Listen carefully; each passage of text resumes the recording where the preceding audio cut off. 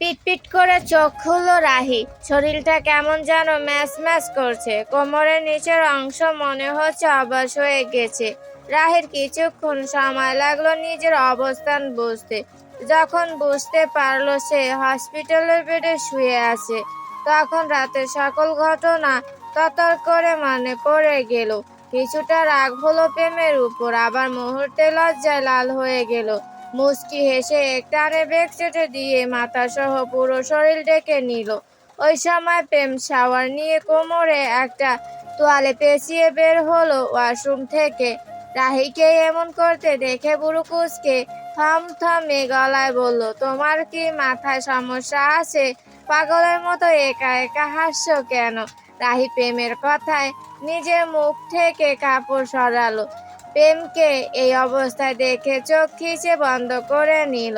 সমস্যা আমার না আপনার মধ্যে আছে? এভাবে সংসেজে দাঁড়িয়ে আছেন কেন? কোনো লজ্জা শরম নেই? রাতে তোমার এই লজ্জা শরম কোথায় ধার দিয়ে এসেছিলে? তখন তোমার রিয়েকশন দেখে মনে হচ্ছিল তো খুব উপভোগ করছো।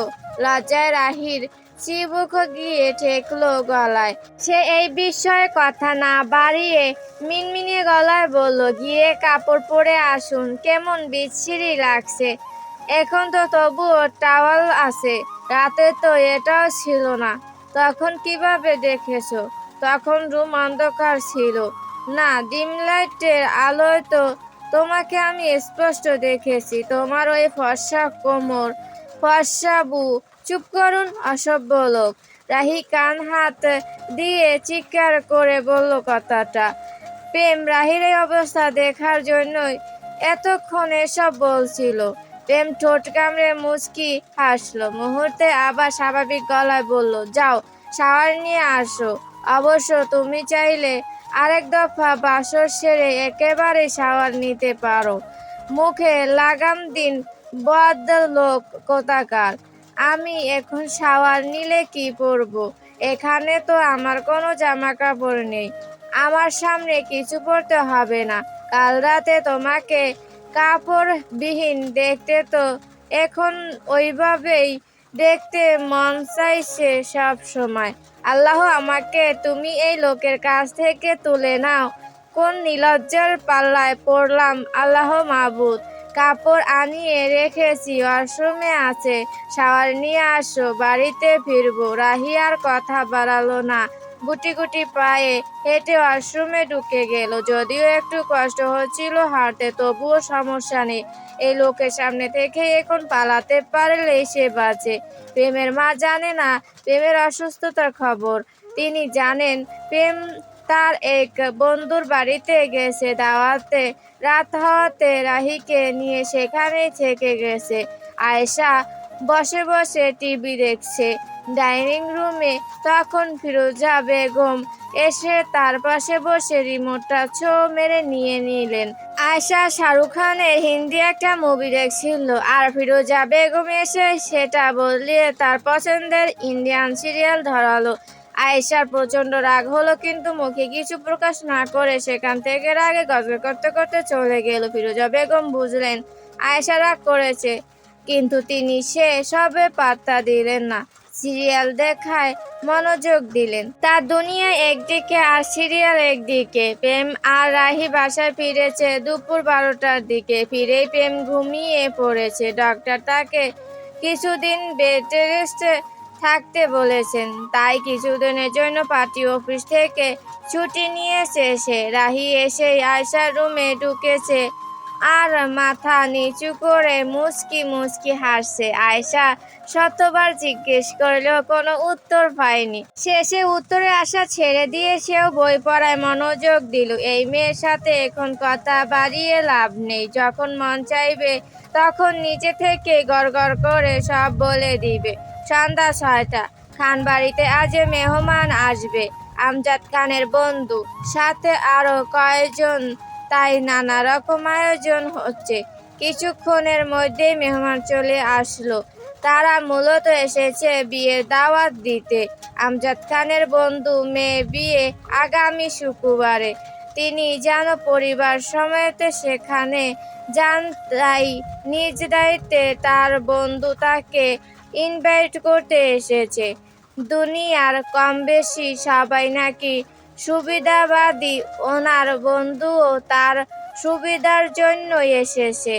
নিজের মেয়ের বিয়েতে যদি দেশের একজন এমপি উপস্থিত থাকে তাহলে যে কোনো কাজ করতে সুবিধা হবে। আমজাদ খানের বন্ধুর সাথে প্রেমের চেয়ে একটু কম বয়সী আর একটা ছেলে এসেছে। ডাইনিং রুমে বসে সবাই গল্প করছে, হঠাৎ ছেলেটার কল এলো।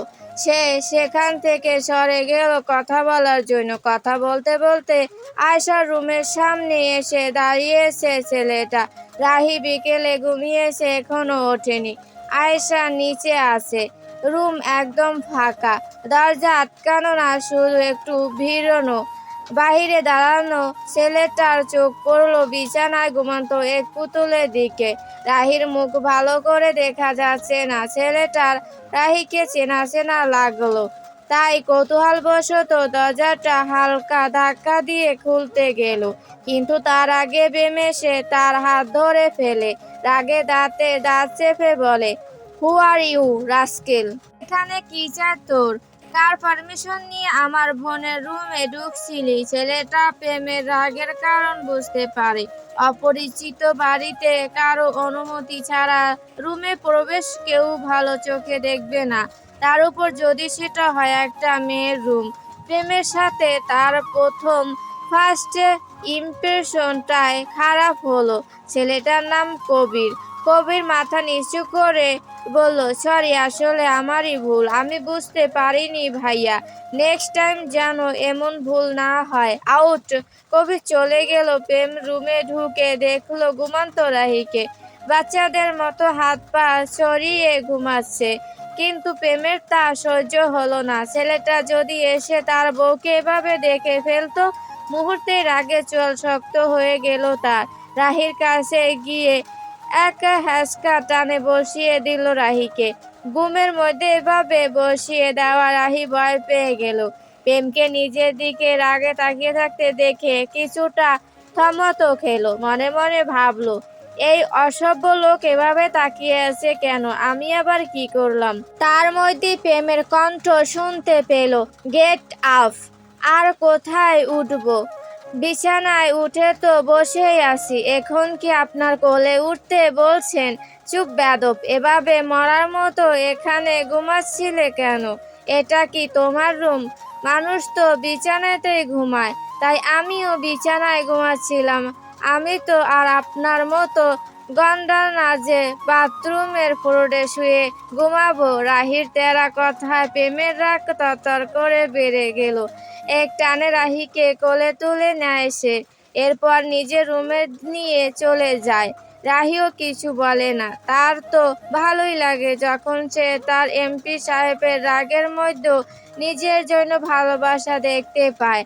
কয়টা মেয়ের কপালে এমন ভালোবাসা জোটে? যদিও তা অসভ্য জামাই ভালোবাসার কথা স্বীকার করে না, তবুও সে ঠিকই বুঝতে পারে। আবার মাঝে মাঝে অনেক ভয় হয়, যদি সে অতীতের সব কিছুর মতো বর্তমানের এই আনন্দ ভালোবাসা আবার হারিয়ে ফেলে। শুক্রবার সবাই বেরিয়ে পড়লো আমজাদ খানের বন্ধুর মেয়ের বিয়ের দাওয়াতে। রাহি যেতে চাইছিল না, আমজাদ সাহেব জোর করে নিয়ে গেছেন।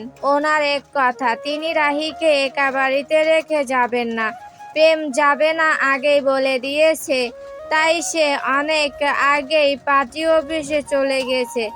বিয়ে বাড়িতে পৌঁছে সবাই কুশল বিনিময় করতে ব্যস্ত। রাহির কথা অনেকে জিজ্ঞেস করলে আমজাদ খান বলেছেন, রাহি ওনার এক বড় ভাইয়ের মেয়ে, আয়েশার কাজিন। শান্ত এসেছে বিয়েতে। রাহি আয়েশার সাথে বসে আছে, চারদিকে বড় বড় চোখ করে সবকিছু পর্যবেক্ষণ করছে। হঠাৎ একটা ছেলেকে তার দিকে আসতে দেখে বুড়ো কুঁচকে গেল তার। ছেলেটা এমনভাবে এগিয়ে আসছে যেন রাহিকে অনেক আগে থেকেই চিনে। আয়েশার ফোন বাজছে, প্রেম কল করেছে। আয়েশা কল রিসিভ করলে প্রেম খোঁজ খবর নিয়ে যেই ফোন কাটবে অমনি তার কানে ভেসে এলো এক পুরুষালী কণ্ঠস্বর। হেই, কেমন আছো রাহি? বেশ, কতদিন পরে তোমার সাথে দেখা।